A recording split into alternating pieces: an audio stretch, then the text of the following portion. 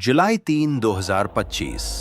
विशाल सुमन, एक डरावनी कब्र, हॉरर स्टोरी। इस कहानी में आपको पढ़ने को मिलेगा एक लड़के की आत्मा के बारे में जो एक इत्र बनाने की फैक्ट्री में काम करता था और कैसे उसकी आत्मा एक जय नाम के लड़के के पीछे लग जाती है।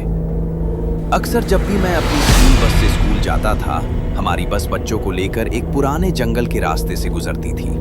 वैसे तो यही हमारा रोजमर्रा का रास्ता था।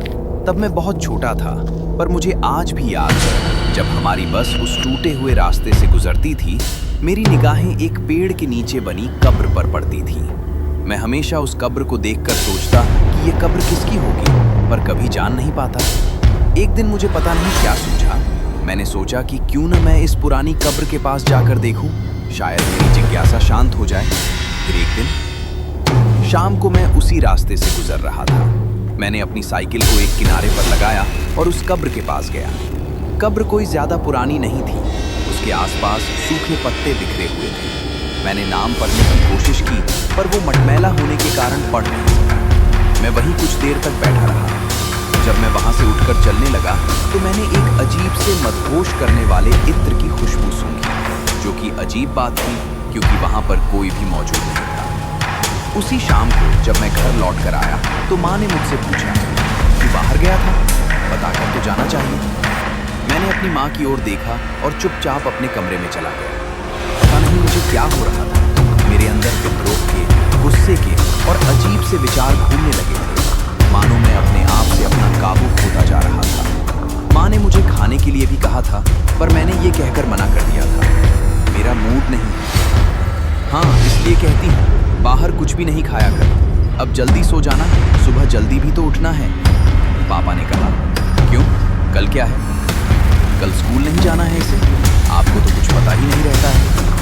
इन्हीं सब बातों को अपने दिमाग में सोचते हुए मैंने सो जाना ही सही समझा। रात के 10 बजे मानो मेरा शरीर बहुत भारी हो गया, मुझे चक्कर आने लगा, जी मचलने लगा। शरीर इस तरह से हावी होने लगा मानो किसी ने मुझे जकड़ लिया हो। पूरा शरीर पसीने में भीगने लगा। आश्चर्य इस बात का था कि पंखा अपनी गति से ही चल रहा था। मैंने अपना नियंत्रण खो दिया।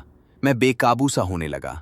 मेरे अंदर इतनी भी ताकत नहीं रही कि मैं अपनी मदद के लिए घर में किसी को आवाज तक लगा पाऊं। मैं जल्दी से अपने बिस्तर से उठा और घर के मुख्य द्वार की ओर दौड़ा, मानो वो बिस्तर मेरे लिए एक मृत्युशैया हो।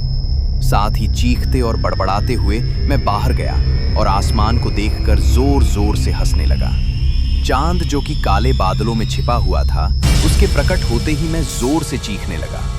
मेरी चीख इतनी भयानक और डरावनी थी, इसकी गूंज से मेरे घर वाले बाहर आए। बाहर आते हुए उन्होंने मुझे आवाज लगाई, जय, ये सब क्या है? तू इतनी रात को यहाँ क्या कर रहा है?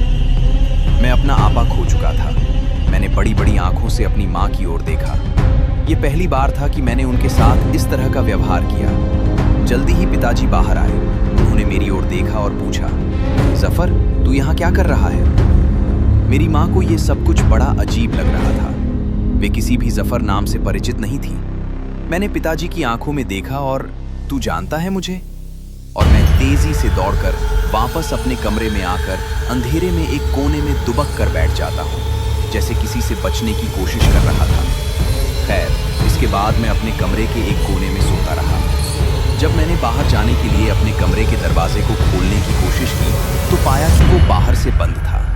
थोड़ी देर कोशिश के बाद मैं चिल्लाने लगा, मुझे बाहर निकालो, पर काफी कोशिश के बाद भी वहां कोई नहीं आया। करीब दोपहर तक मैं उसी कमरे में बंद रहा।